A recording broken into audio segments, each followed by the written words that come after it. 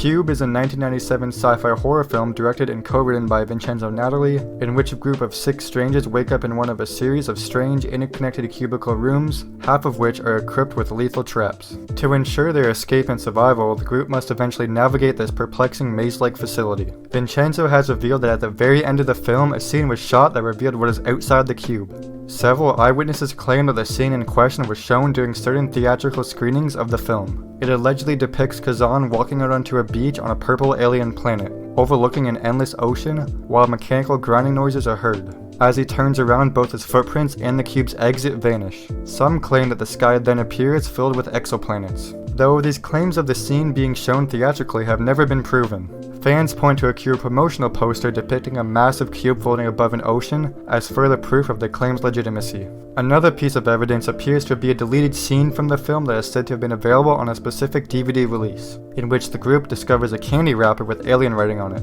In order to keep the mystery intact, Vincenzo allegedly stated that the scene was the first one he cut, and that he later had all known copies destroyed, vowing to never reveal what was outside the cube. It is currently unknown whether any copies remain, but until such a copy is proven to exist, this is still lost. Artisan Pictures teamed up with Amazon in September 1999 to create a special page for the film The Blair Witch Project. As part of Artisan Pictures' internet marketing campaign, Amazon released a deleted scene that was only available on their platform. This was the first time Amazon used streaming, and users could watch it using a media player named RealPlayer. The deleted scene would not be released anywhere else, according to an Amazon archive.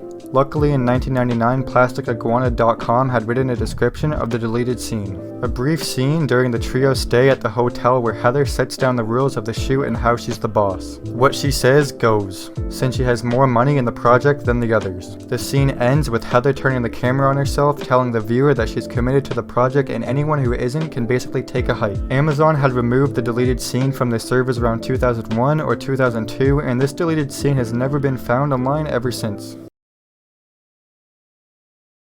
Amanita Pestilence is a 1963 Canadian psychological horror film directed by René Bonnier. The plot revolves around a Montreal resident who develops an odd obsession with a strange indestructible fungus that is rapidly destroying his previously flawless lawn. The film is notable not only for being Canada's first colour film, but also for being the first Canadian production to be shot in both French and English with the same cast. It's also an early role for Geneviève Bujold, a well-known Quebecois actress who plays the protagonist's daughter.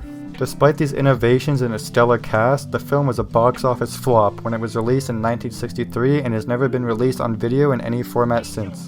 It premiered at the Berlin International Film Festival and was briefly broadcasted on both West and East German television. Following that, the film faded into obscurity, reappearing only on rare occasions for screenings. And its only known televised appearance was on the MoviePix channel on May 10, 1998.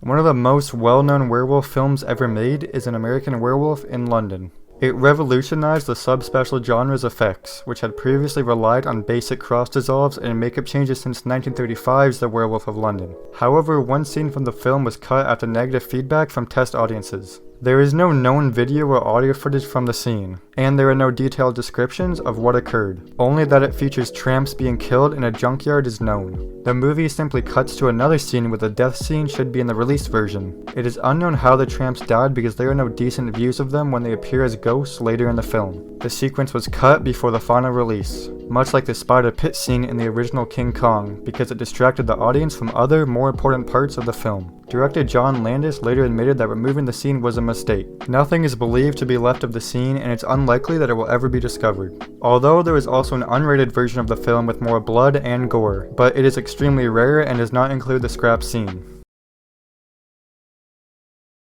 Rennie Harlin directed the American sci-fi horror film Deep Blue Sea in 1999. Samuel Jackson, LL Cool J, Thomas Jane, and Saffron Burrows starred in the film. The story follows a group of scientists who are researching mako sharks in order to find a cure for Alzheimer's disease. Then 3 genetically modified sharks try to destroy and flood the facility in order to escape. Susan was originally supposed to not only escape the shark but also kill it in a month before the film's release. When audiences saw the ending, they were outraged because they saw Susan as the villain because she was the one who orchestrated the entire experiment. They later reshot the ending to have Susan killed by the shark, with Preacher delivering the final blow. The original ending has never been released on home video, and there is no indication that it will ever be anytime soon.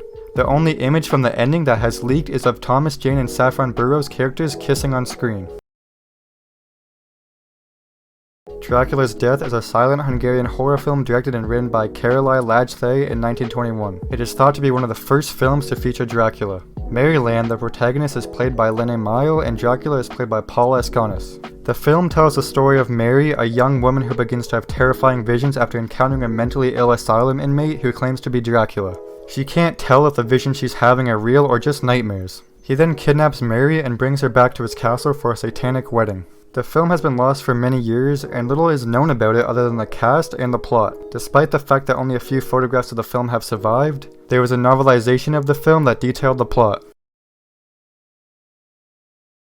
Black the Ripper is a horror film that is thought to have been released between 1974 and 1976. The film was obviously a genre take on the story of Jack the Ripper.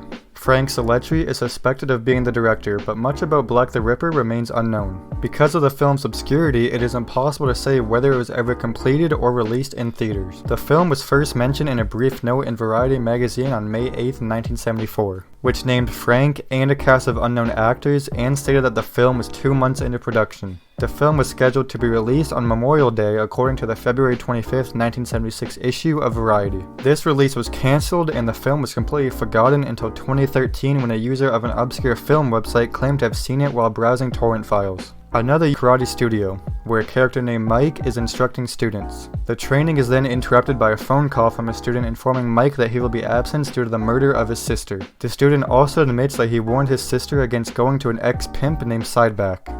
After the police have failed to assist him, Mike decides to take matters into his own hands. A voice calls him off-screen and Sideback appears in the flesh as he is questioning a prostitute about the murder. The existence of Black the Ripper is still unknown.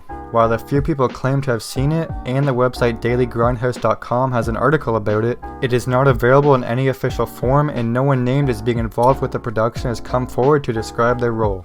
Several of the screenshots attached to the Daily Grindhouse article have since been identified as being taken from other films, but the few identified ones are consistent with each other and fits the film's likely production values. At best, Black the Ripper appears to have been rushly made or perhaps salvaged after being scrapped, which would explain the film's disjointed nature for a minor local release. Similar to many blaxploitation films of the time, it was simply not thought worthy of preservation. Go and Get It is a 1920 American silent horror comedy film directed by Marshall Nealon and Henry Simons. The plot revolves around the brutal murders of an ape-man, a gorilla who has been given the brain of a brutal criminal by a mad scientist, and a fearless news reporter who tries to figure out why. The film received generally positive reviews, with former Boxer Bull Montana's performance as the ape-man receiving praise. His makeup is thought to be so realistic that it caused several women in the studio to pass out. Despite its praise and popularity, the film was thought to be lost until a copy was discovered in Italy's Cineteca film archive. However, this print of the movie has yet to be made public. The film was also localized and screened in France in 1923, under the title Dr. Ox's System, and it was described as a drama in 5 parts.